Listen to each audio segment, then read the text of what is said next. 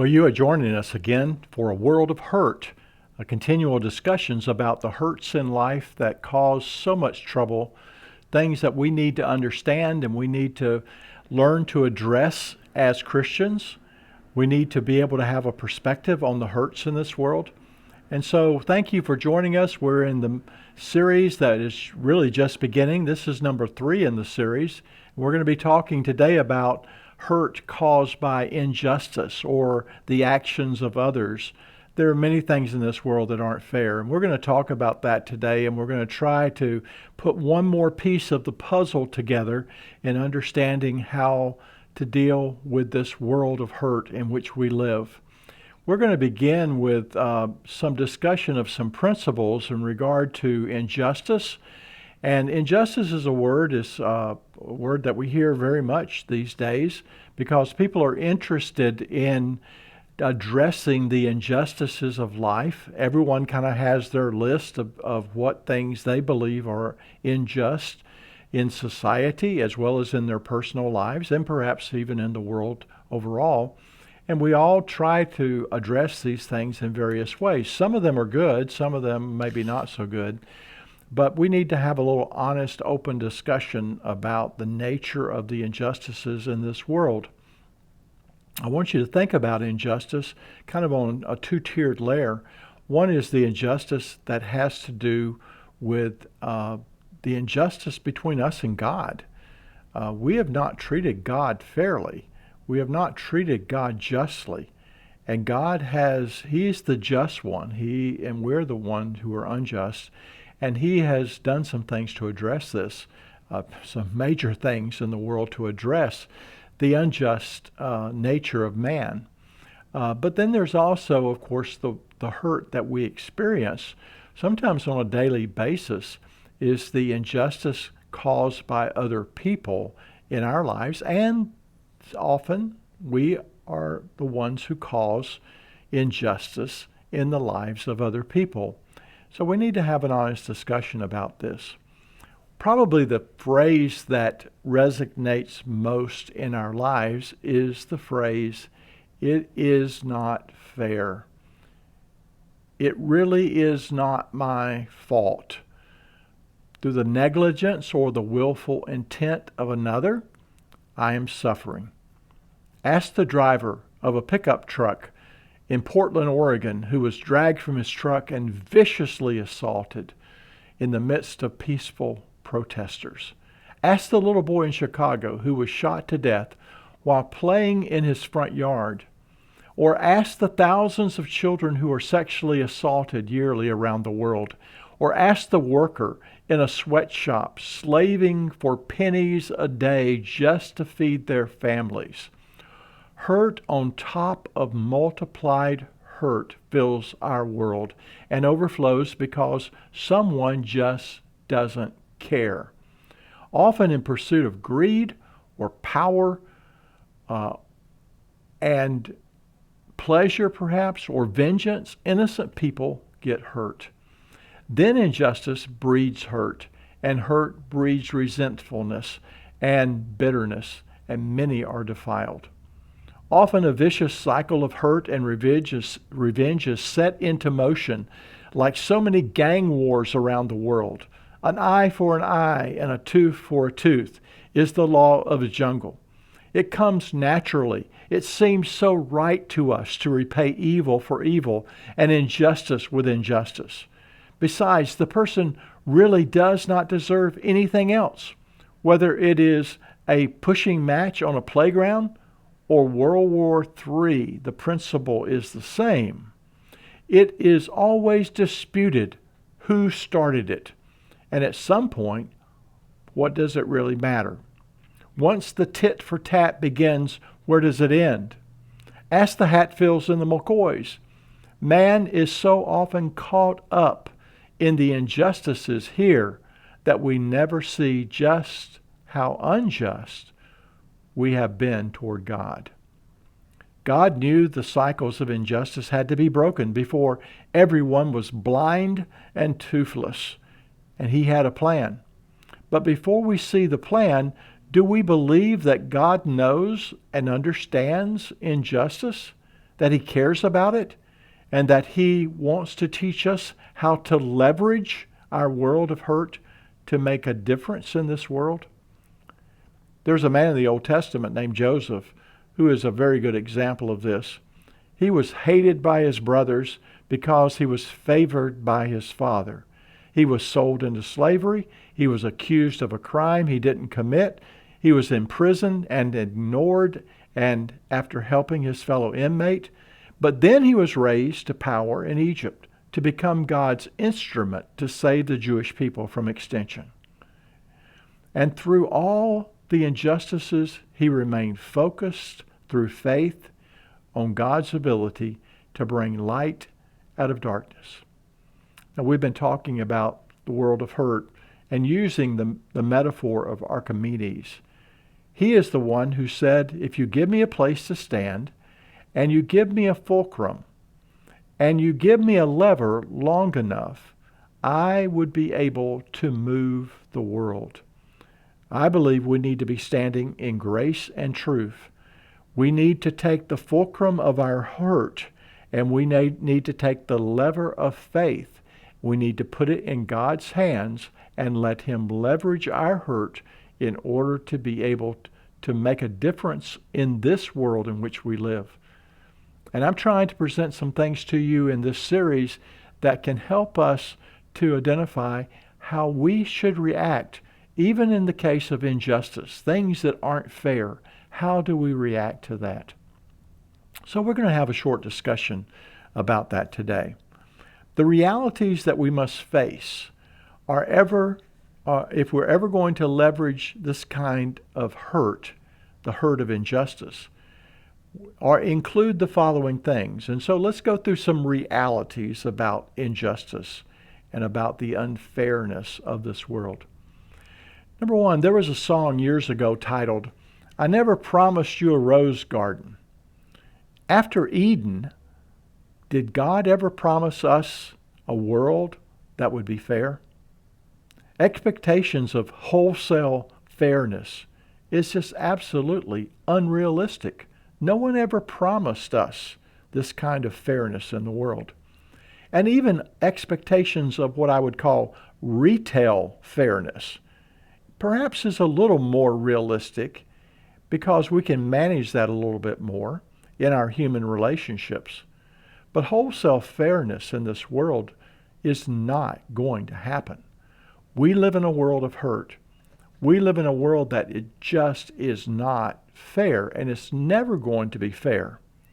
So I want you just to get that notion out of your mind, because if you live your life always thinking that it should be fair, you're going to be miserable all of your life.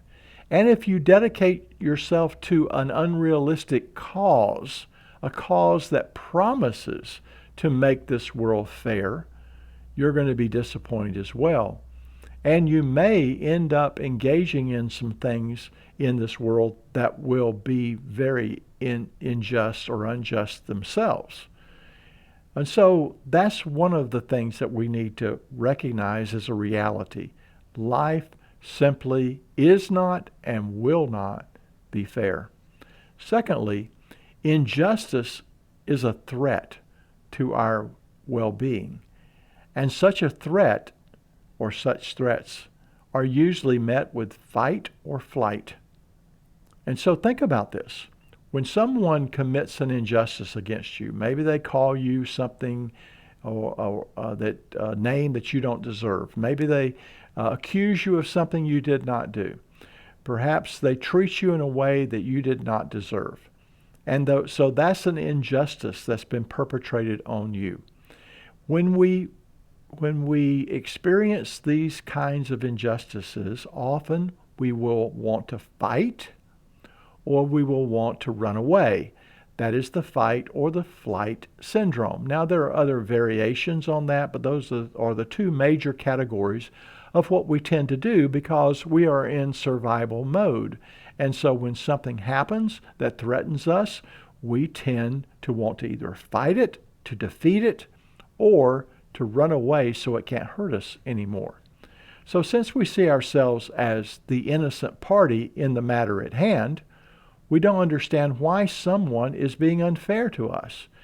And therefore, we either fight it or we run away. And so, not understanding why others are being unfair to us, since we don't really deserve it, we're innocent in the matter, we tend to want to do one of those two things.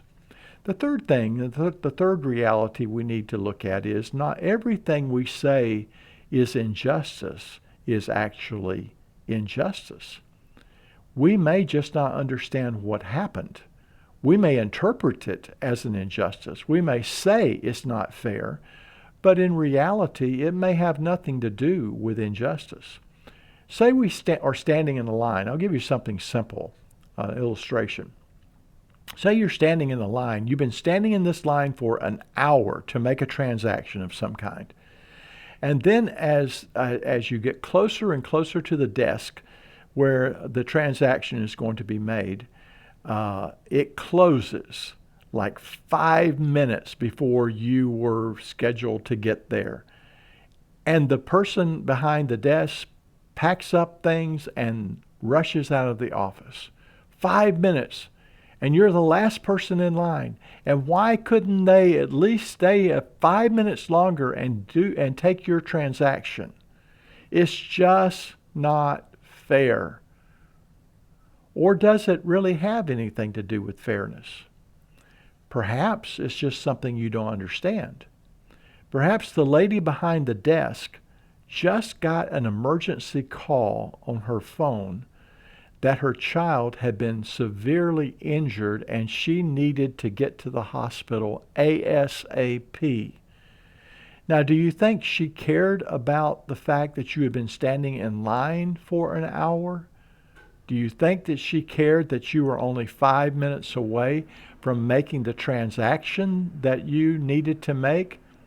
Certainly not. She just simply did not care about those things, not because she didn't care about you, not because she was trying to be unfair to you, but because something else happened in her life that demanded her attention, and she cared more at that point about her little girl or her child than she did you.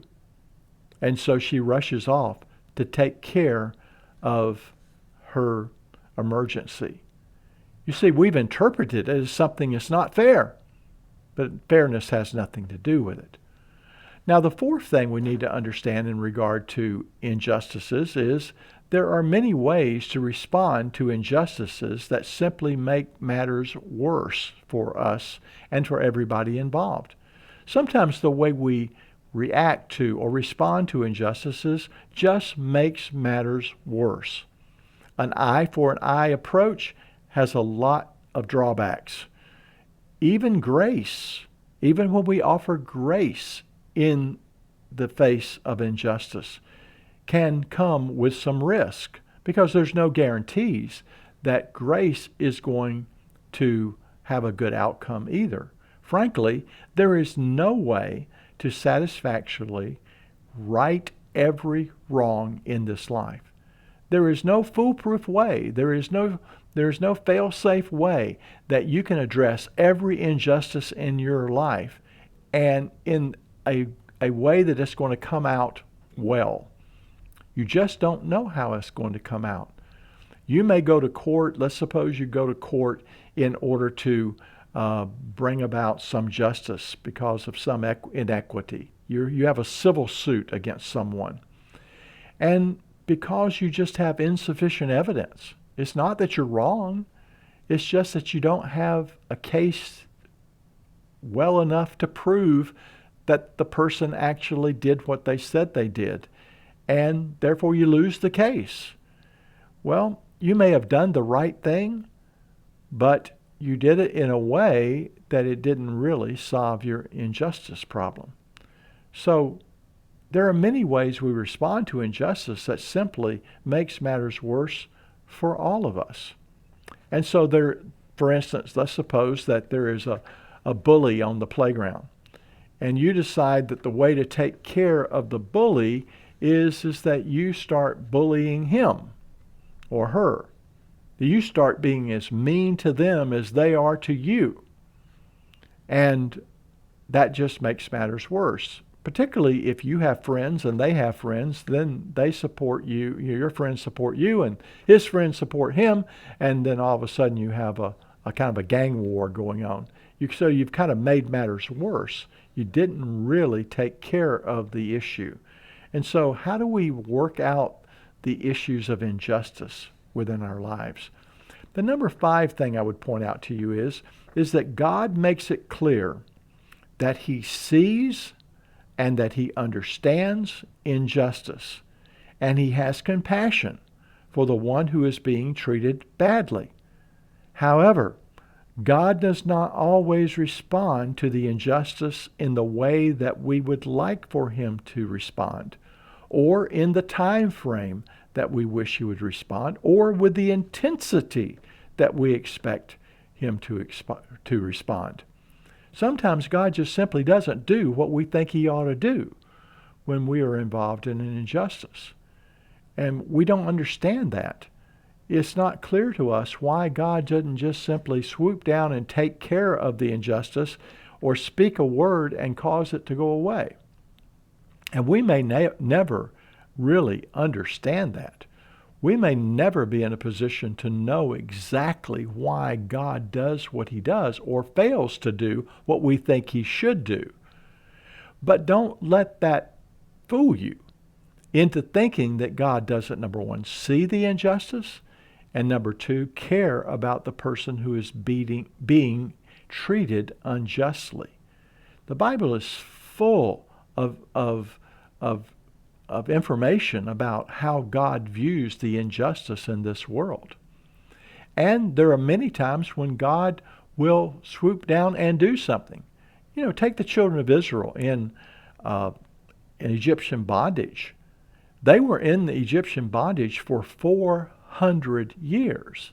And I'm sure they prayed and they cried out to God, and they had all kinds of reasons why God should take care of the matter now, not later.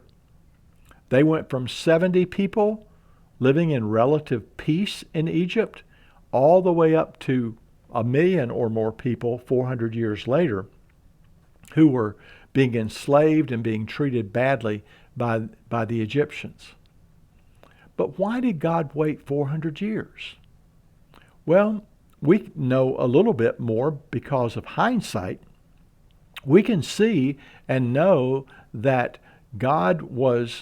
he had a timetable that he was working off of in order to bring a mighty nation, because that was one of the promises that he made to Abraham, was that he would raise up a mighty nation. Well, where did he do that? Well, he didn't do it in the land of Canaan, because the land of Canaan were filled with multiple nations that could have wiped out the Israelites during that 400-year period. They could have seen them growing and getting stronger, and they could have swooped down and just simply wiped out the Jewish people, and God's promise would never have come true. But God allowed them to grow up a large nation in slavery because the nation had a vested interest in keeping them alive because they needed slave labor. And you may say, well, that's not fair. No, it wasn't fair on a level of day-to-day activity among the Israelites, but it was maybe more the right thing to do because they were in a protected state in order to become a great nation. And then when the time was right, God provided the deliverance from that nation. So God makes it clear that he does see and he does care when we're going through difficult times. But God doesn't always take care of it the way we think he should.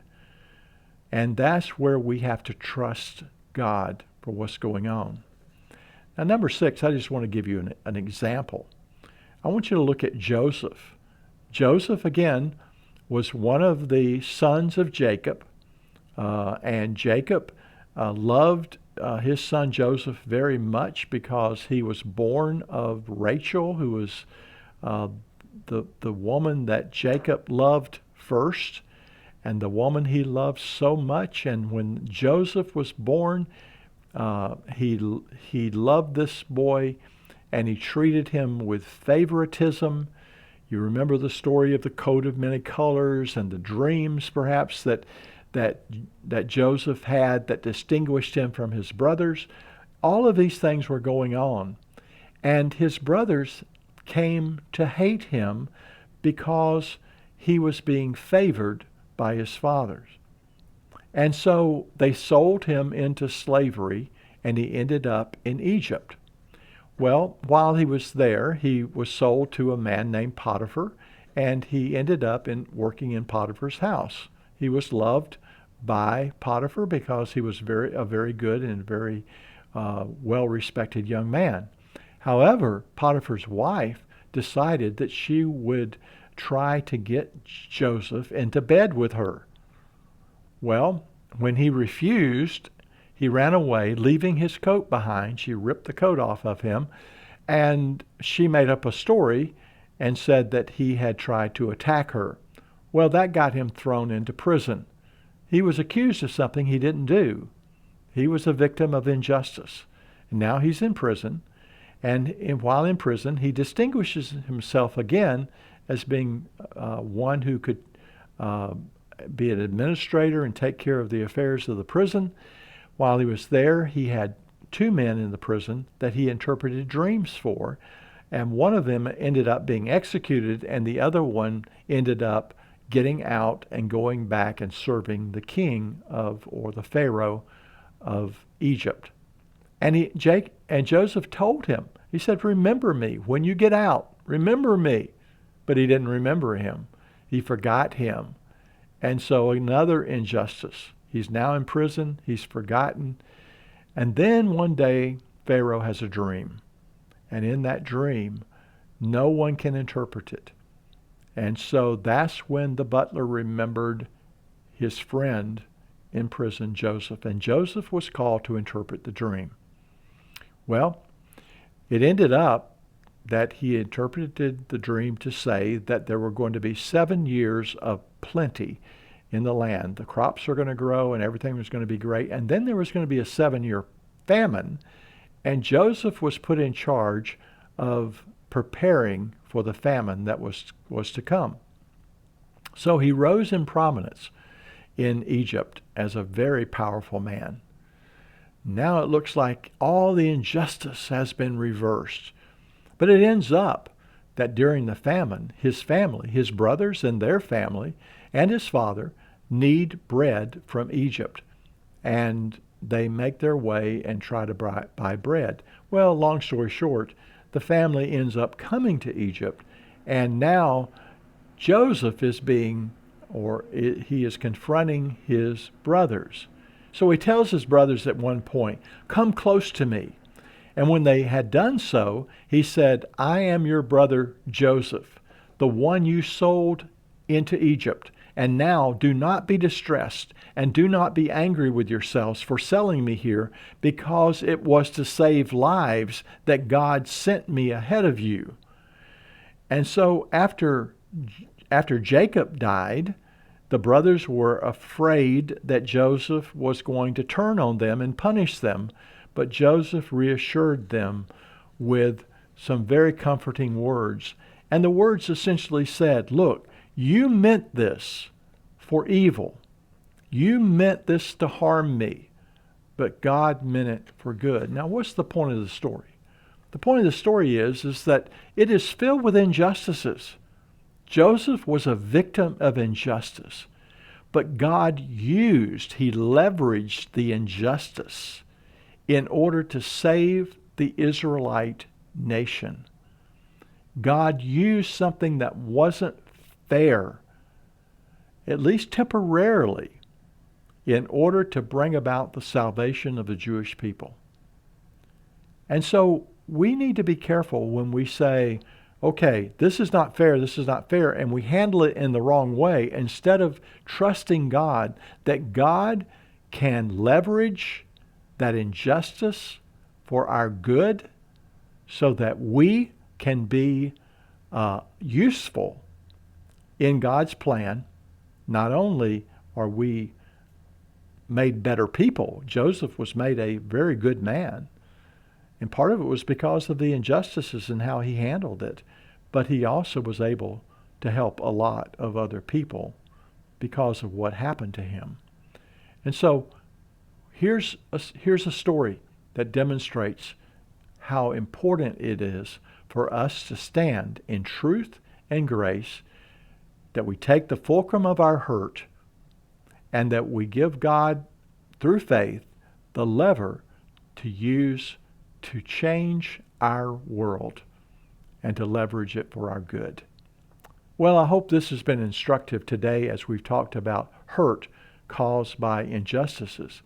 I hope you will go to our YouTube channel, which is, you'll find it Central Sarasota Church of Christ, and that you will subscribe and that you will like and share these messages that we are giving you on a world of hurt. Thank you for being with us today. God bless.